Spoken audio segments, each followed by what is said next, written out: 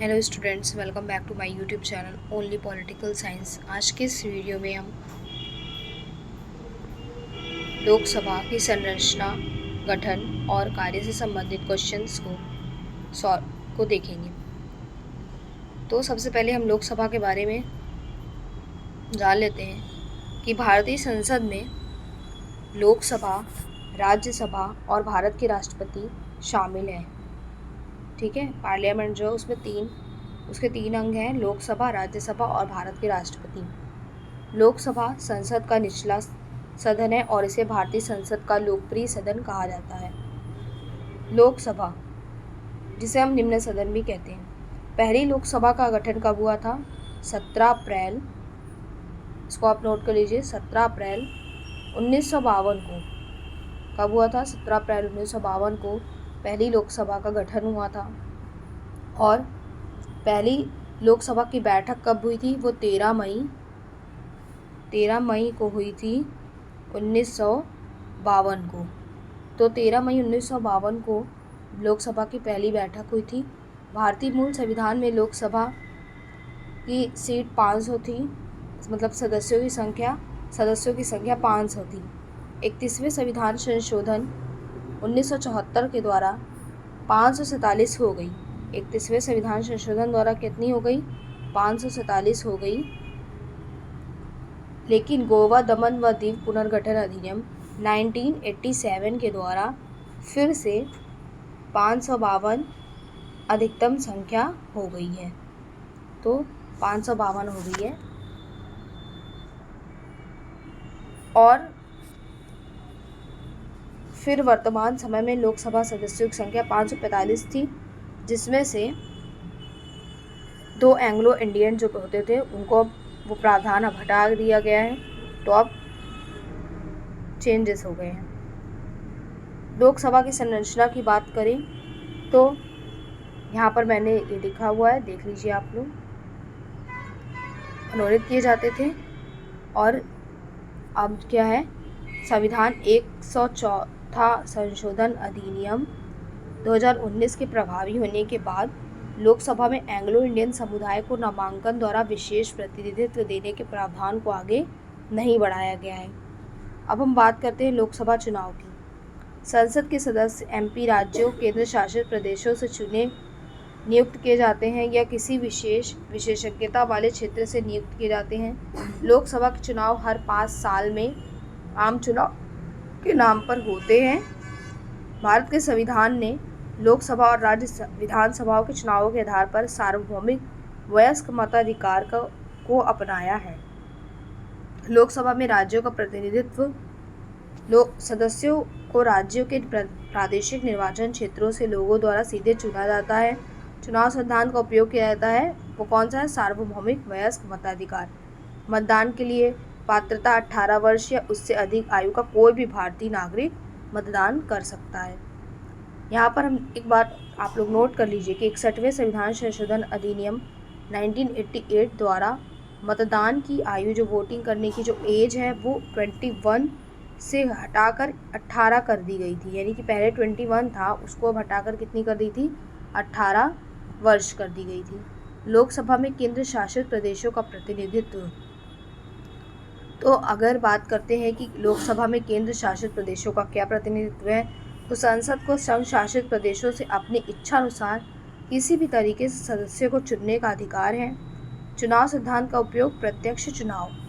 संघ राज्य क्षेत्र लोकसभा के लिए प्रत्यक्ष निर्वाचन अधिनियम 1965 लागू किया गया है, जिसके द्वारा संघ राज्य क्षेत्रों से लोकसभा के सदस्यों का चुनाव प्रत्यक्ष निर्वाचन द्वारा किया जाता है।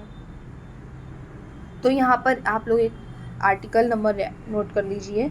आर्टिकल 81 क्लॉज 1 में लोकसभा में सदस्यों की संख्या के बारे में वर्णित है। और कार्यकाल से संबंधित 42वें संविधान संशोधन द्वारा लोकसभा का कार्यकाल 6 वर्ष कर दिया गया था, लेकिन 44वें संविधान संशोधन द्वारा फिर से 5 वर्ष कर दिया गया लोकसभा का कार्यकाल। तो इसको भी आप लोग नोट कर लीजिए। 42वें संविधान संशोधन द्वारा कब हुआ था? 42वां संविधान संशोधन 76 के द्वारा यह प्रावधान किया गया कि वर्ष 2000 तक लोकसभा के सदस्यों की सीटों में कोई बदलाव नहीं किया जाएगा। फिर 84वें संविधान संशोधन 2000 के द्वारा अब यह प्रावधान किया गया कि वर्ष 2026 तक लोकसभा के सदस्यों की संख्या में यथावत बन जाएगी, अर्थात इसमें कोई बदलाव नहीं किया जाएगा। लोकसभा के सदस्यों का निर्वाचन कौन करता है? जनता करती है। जनता द्वारा प्रत्यक्ष रूप से होता है। लोकसभा सदस्यों के निर्वाचन में बहुमत प्रणाली का प्रयोग किया जाता है। लोकसभा सरकार के भविष्य का निर्धारण करती है अर्थात उस पर नियंत्रण रखती है, जिससे कि लोकसभा अपने कल्याणकारी स्वरूप में बनी रहे। तो यहाँ तक आप लोग इसको नोट कर लीजिए। कुछ क्वेश्चन, कुछ फैक्ट हैं जो इम्पोर्टेंट है एग्ज़ाम के पॉइंट ऑफ व्यू से। तो 1952 में पहली लोकसभा के चुनाव हुए। 489 सीटों के लिए चुनाव हुए। कांग्रेस ने 489 में से 364 सीटें जीती। जवाहरलाल नेहरू पहले प्रधानमंत्री बने। 2019 के लोकसभा चुनाव देश के 17वें आम चुनाव थे और अभी जो हुए थे वो 18वें आम चुनाव थे। 552 सीटों के लिए चुनाव हुए थे 2019 में। भाजपा ने 552 में से 300 सीटें जीती। नरेंद्र मोदी प्रधानमंत्री बने। और 18वीं लोकसभा में 292 सीटें जीती। भाजपा ने 240 सीटें जीती और एनडीए ने 292 सीटें जीती। और नरेंद्र मोदी प्रधानमंत्री वर्तमान में हैं। श्री नरेंद्र दामोदर दास मोदी प्रधानमंत्री के रूप में नियुक्त किए गए। 1952 में केवल 22 महिलाएं निर्वाचित हुई थी, जबकि 2019 में 49 महिला निर्वाचित हुई। अब आप लोग को कमेंट करके बताना है कि वर्तमान में कितनी महिलाएं उम्मीदवार के रूप में निर्वाचित हुई हैं। लोकसभा के चुनाव फर्स्ट पास्ट द पोस्ट निर्वाचन प्रणाली के आधार पर होते हैं। लोकसभा अध्यक्ष कौन है? लोकसभा का अध्यक्ष सदन के सदस्यों में से चुना गया सदस्य होता है। वह सदन की अध्यक्षता करता है और उसकी अनुपस्थिति में सदन की कोई कार्यवाही नहीं होती है। यहाँ पे आप लोग नोट कर लीजिए कि स्पीकर किसी सदस्य को बैठक समाप्त कर बैठने का निर्णय दे सकता है। इसे फ्लोरिंग सिस्टम कहते हैं। एग्ज़ाम के पॉइंट ऑफ व्यू से जो क्वेश्चन आते हैं उसको आप लोग नोट करिए कि प्रथम लोकसभा अध्यक्ष कौन थे? गणेश वासुदेव मावलंकर थे। 1956 में अनंत शयनम अयंगर लोकसभा अध्यक्ष चुने हुए, जिन्होंने 1957 तक कार्य किया। और 16वीं लोकसभा में सुश्री सुमित्रा महाजन लोकसभा अध्यक्ष चुनी गई। 17वीं लोकसभा में ओम बिरला लोकसभा के अध्यक्ष हैं और वर्तमान में भी हैं। 18वीं लोकसभा में भी है भाई। लोकसभा निर्वाचन क्षेत्र। भारत में 543 निर्वाचन क्षेत्र हैं जो लोकसभा चुनाव में भाग लेते हैं। लोकसभा के संबंध में कुछ महत्वपूर्ण अनुच्छेद है, उसको भी आप लोग नोट कर दीजिए। 326 भाग 15 लोकसभा के चुनाव में वयस्क मताधिकार के आधार पर होंगे, तो 18 वर्ष की आयु निर्धारित की गई है। नेक्स्ट है 83 क्लॉज सेकेंड। लोकसभा अपनी प्रथम बैठक के लिए नियत तिथि से 5 वर्ष तक, यदि उसे पहले ही भंग न कर दिया जाए, कार्य करती रहेगी तथा इससे अधिक नहीं, तथा उक्त 5 वर्ष की अवधि में की समाप्ति सदन के विघटन के रूप में मानी जाएगी। आर्टिकल 75 मोस्ट इम्पॉर्टेंट है। मंत्रिपरिषद सामूहिक रूप से लोकसभा के प्रति क्या होती है? उत्तरदायी होती है। अनुच्छेद 324 324 लोकसभा चुनाव के संबंध में चुनाव आयोग की शक्तियां, अधीक्षण और अन्य। लोकसभा संबंधित संशोधन अधिनियम क्या है? तो यहाँ पर आप इसको भी देख लीजिए। दूसरा संशोधन अधिनियम 1952 लोकसभा में प्रतिनिधित्व के पैमाने को पुनः समायोजित किया गया।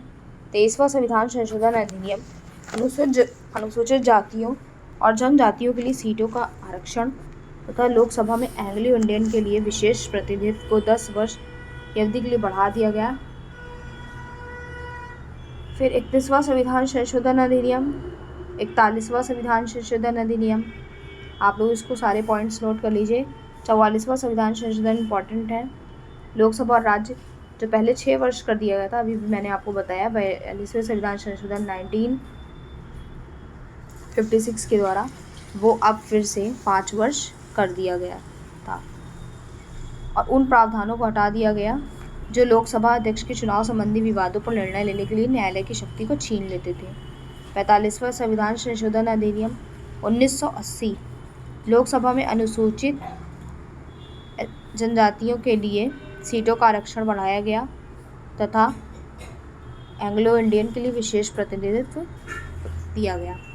51वां संविधान संशोधन अधिनियम मेघालय, अरुणाचल प्रदेश, नागालैंड, मिजोरम में अनुसूचित जनजातियों की लोकसभा में सीटों के आरक्षण का प्रावधान किया गया। 61वां संविधान संशोधन इम्पोर्टेंट है। लोकसभा के लिए मतदान की आयु 21 से 18 वर्ष कर दी गई। 62वां संविधान संशोधन अधिनियम लोकसभा में अनुसूचित जाति और अनुसूचित जनजातियों के लिए सीटों का आरक्षण बढ़ा दिया गया। फिर 79 और 84 भी काफ़ी इम्पॉर्टेंट है। 91वां संविधान संशोधन अधिनियम ये भी काफ़ी इम्पॉर्टेंट है, इसको भी टिक कर लीजिए।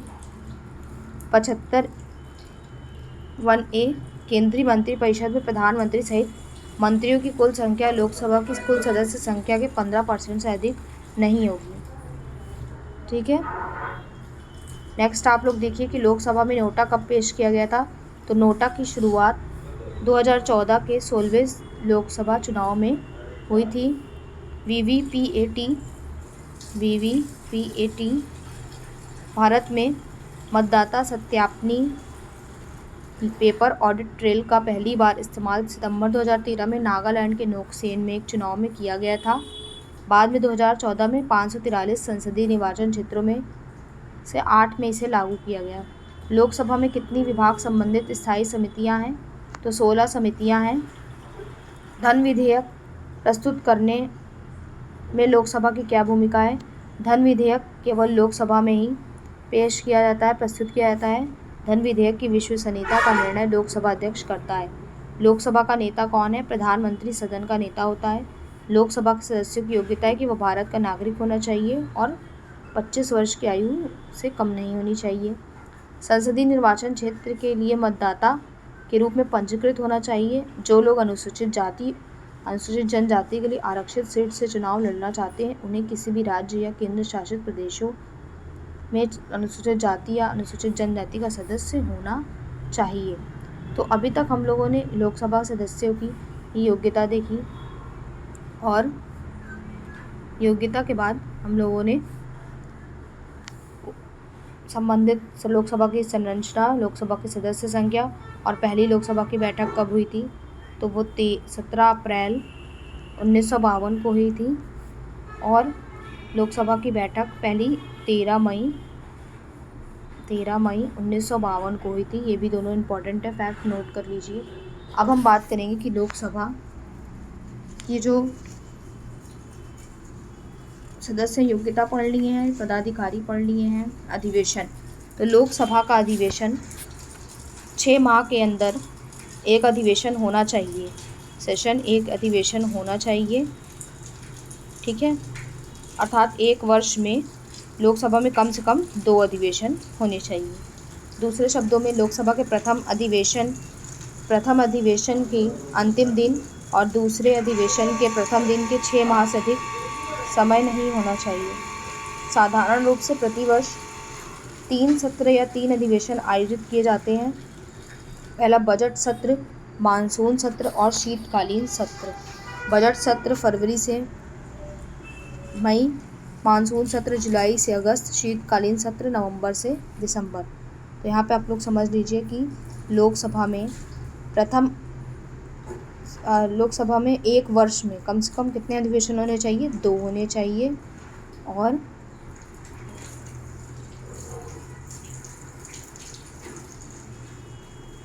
और प्रतिवर्ष संसद में 3 सत्र या अधिवेशन आयोजित किए जाते हैं। कौन कौन से? पहला बजट सत्र, दूसरा मानसून सत्र और तीसरा शीतकालीन सत्र। ठीक है।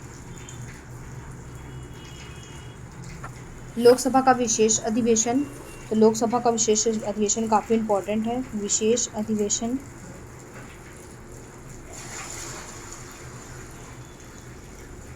अधिवेशन राष्ट्रीय आपात को नामंजूर करने के लिए बुलाया जाता है। राष्ट्रीय आपात को नामंजूर करने के लिए बुलाया जाता है जब लोकसभा अधिवेशन में हो तो लोकसभा के 1/10 सदस्यों द्वारा हस्ताक्षरित या प्रस्ताव विशेष अधिवेशन बुलाने वाला प्रस्ताव स्पीकर महोदय को सौंप दिया जाता है। तब स्पीकर लोकसभा का अधिवेशन बुलाता है और वह अधिवेशन बुलाने के लिए बाध्य है। और जब लोकसभा का अधिवेशन ना हो तो 1/10 जो सदस्य होते हैं वो हस्ताक्षरित प्रस्ताव को 14 दिन पूर्व इसको भेजेंगे, प्रेसिडेंट को भेजे जाते हैं, को सौंपा जाता है। तब ऐसी स्थिति में जो प्रेसिडेंट है वो लोकसभा के विशेष अधिवेशन को बुलाने के लिए क्या होंगे, सेशन को बुलाने के लिए विशेष अधिवेशन बुलाने के बाद होंगे। लोकसभा का कार्यकाल केवल एक वर्ष के लिए राष्ट्रीय आपात के दौरान बढ़ाया जाता है। अब हम लोकसभा के पदाधिकारी की बात करेंगे तो लोकसभा के पदाधिकारी कौन है? अध्यक्ष और उपाध्यक्ष। तो लोकसभा के अध्यक्ष के रूप में वह शपथ नहीं लेता है वह लोकसभा अध्यक्ष, बल्कि वह लोकसभा के सदस्य के रूप में शपथ लेता है। लोकसभा अध्यक्ष को राष्ट्रपति शपथ दिलाता है। कौन शपथ दिलाता है? प्रेसिडेंट शपथ दिलाते हैं, शपथ दिलाएंगे। लोकसभा का ही सदस्य होता है, लोकसभा का ये सदस्य होते हैं। स्पीकर अपने पद पर तब तक बने रहते हैं जब तक कि नई लोकसभा का गठन नहीं हो जाता है और नई लोकसभा के प्रथम अधिवेशन की पूर्व संध्या तक वह बने रहते हैं। प्रोटेम स्पीकर की बात कर लें तो प्रोटेम स्पीकर कौन होता है? सत्ता पक्ष या विपक्ष, यानी कि सत्ता पक्ष हो या विपक्ष हो उसमें से कोई भी सदस्य हो सकता है प्रोटेम स्पीकर। प्रोटेम स्पीकर की नियुक्ति का आधार वरिष्ठता क्रम है, अर्थात नवनिर्वाचित लोकसभा के सबसे वरिष्ठतम जो सदस्य होंगे वो कौन होंगे? प्रोटेम स्पीकर नियुक्त किया जाएगा। प्रोटेम स्पीकर को प्रेसिडेंट उसके पद की शपथ नहीं दिलाता है, बल्कि लोकसभा के रूप में, मतलब कि उसे ना प्रोटेम स्पीकर के रूप में शपथ ना दिलाकर राष्ट्रपति उसे लोकसभा सदस्य के रूप में शपथ दिलाता है और उसका केवल एक ही कार्य होता है, लोकसभा सदस्यों को शपथ दिलाना। लोकसभा अध्यक्ष के कार्य भी होते हैं, जैसे व्यवस्था बनाना लोकसभा अध्यक्ष के कुछ कार्य हैं। क्वेश्चन पूछता है एग्जाम में कि लोकसभा अध्यक्ष के कार्य बताइए, तो व्यवस्था संबंधी कार्य, निर्णायक मत देना आर्टिकल 100, प्रशासन संबंधी कार्य, विधायिका संबंधी कार्य और सदन में शांति एवं व्यवस्था बनाए रखने का कार्य भी लोकसभा के अध्यक्ष का होता है। अब हम लोकसभा के कार्यों को देखेंगे कि लोकसभा का कार्य सरकार पर नियंत्रण, पहला कार्य क्या है? सरकार पर नियंत्रण रखना, हेडिंग लिखते जाइए आप लोग। मंत्रिपरिषद लोकसभा के प्रति सामूहिक रूप से जिम्मेदार होती है, इसलिए लोकसभा सरकार पर नियंत्रण बनाए रखती है। वित्त पर नियंत्रण करना, इसको भी लिख लीजिए। लोकसभा को वित्तीय क्षेत्र से संबंधित सभी विधेयक पर विशेषाधिकार प्राप्त है, अर्थात वित्तीय क्षेत्र से संबंधित सभी विधेयक लोकसभा में अंतिम निर्णायक शक्ति रखते हैं। आपात के संबंध में भी विशेषाधिकार है।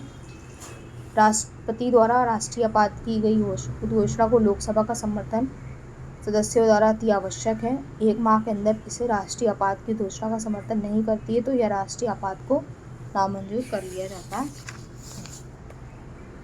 और संसद सदस्यों को, और नेक्स्ट क्या है, यदि कोई भी सदस्य लोकसभा के विशेषाधिकार का उल्लंघन करता है तो लोकसभा संबंधित व्यक्ति को सदन से निष्कासित करते हुए जेल भेज सकती है, जिसका प्रयोग 1977 और 1978 में किया गया था।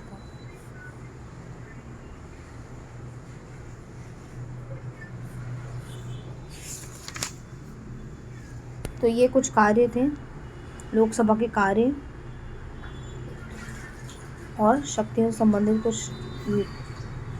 सदस्यों की योग्यता से संबंधित कुछ क्वेश्चंस थे, कुछ टॉपिक थे आपके। आप लोग इसको नोट कर लीजिए, स्क्रीनशॉट भी ले सकते हैं। नेक्स्ट वीडियो में मैं लोकसभा के कार्यों को डिटेल से बताऊंगी, आप लोग उसको देख सकते हैं। Thank you for watching my channel Only Political Science. Do like, share and subscribe for more videos. Thank you.